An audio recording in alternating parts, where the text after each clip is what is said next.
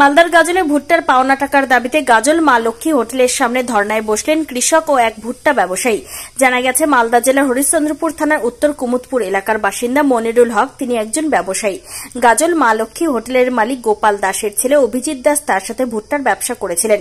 ভুট্টার বকেয়া টাকা পাবে বলে অভিযোগ, সেই টাকা দিচ্ছেন না বলে দাবি মনিরুলের। ফলে কৃষকদের নিয়ে গাজলের মা লক্ষ্মী হোটেলের সামনে ধর্নায় বসে বিক্ষোভ দেখান তারা। তাদের দাবি যতক্ষণ পর্যন্ত পাওনা টাকা না দেবে ততক্ষণ পর্যন্ত এই ধর্না চলবে। কি দাবি আপনাদের?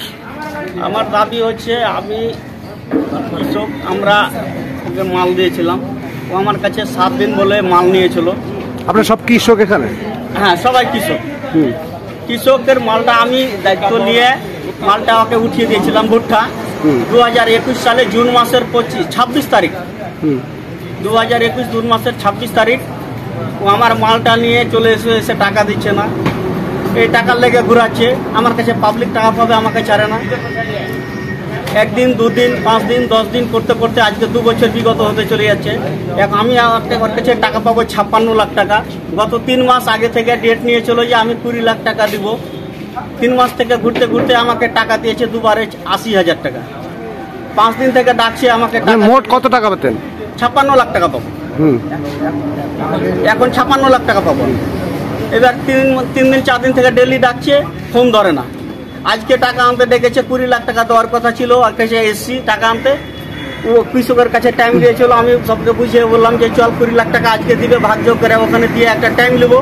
আমরা আসা মাত্র বলছে পুলিশ পাঠাচ্ছি, তোর ঘাড়ে লাঠি করবো, তোকে মারবো, ধরবো, তুই কেন আসলি এখানে টাকা চাইতে। তার জন্য আমরা বসেছি যে আমাদের একটা সুরাহা হোক, আমার টাকাটা ফিরিয়ে দেখ, আমি কৃষকের টাকাটা দিয়ে দিতে পারি। এই টাকার জন্য পাবলিকের চাপে আমার বাবা হার্ট অ্যাটাক করে মারা গেছে।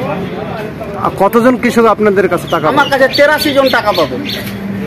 83 জন আপনি পাবেন এর কাছে?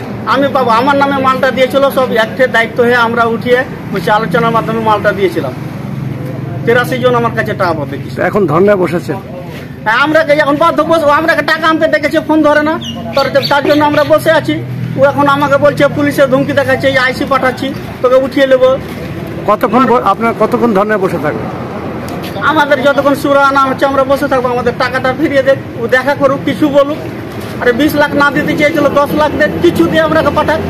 কিছুই বলছে না, আমরাকে উল্টা ধমকি দিচ্ছে। তার জন্য আমরা বসে আছি, দেখা করার অপেক্ষায় বসে আছি, টাকার অপেক্ষায়। এই যে টাকা পাবেন, তার নাম কি? ওর নাম হচ্ছে গোপাল দাস, অভিজিৎ দাস। আর বাবার নাম হচ্ছে গোপাল দাস, মা লক্ষ্মী হোটেলওয়ালার ছেলে। এই জায়গাটা থেকে ব্যবসা করেছিলাম, এই জায়গাটাতে বসে মালটা সরা হয়েছিল। হ্যাঁ, বাড়ি হচ্ছে রাঙাভিটা। আপনার নাম? আমার নাম মানিরুল ইসলাম, উত্তর কুমিরপুর থানা, হরিশ্চন্দ্রপুর জেলা, মালদা।